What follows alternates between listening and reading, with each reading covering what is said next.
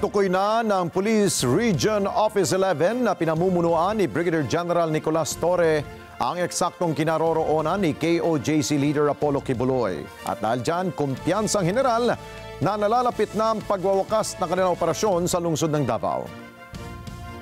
Assistant kami, tuloy-tuloy ang ating trabaho, hindi natin titigilan hanggang sa nahuli natin itong taong ito. Gayunman, aminado naman si Torre na dahil lumiliit na ang ginagalawa ni Kibuloy, lalong pahirapan ang kanilang galaw dahil sa pag-alma ng mga miyembro ng KOJC. Dahil dyan, dalaan niya sa pagsunod sa batas at mandato bilang pulis, nakatatanggap ng death threat si Torre at maging ang kanyang mga anak ay binabash na rin sa social media. Ang asawa ko at ang anak ko ay pinapaulanan ng mga hate messages at threats sa social media ng mga fake accounts at mga trolls.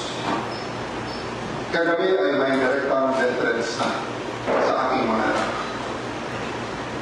Pero hindi kami magpapatinan. Hindi tayo magpapatinan.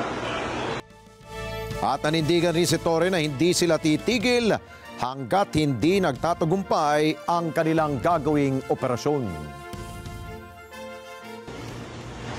Bilang Regional Director, ako at ako lamang ang responsable sa lahat ng ito.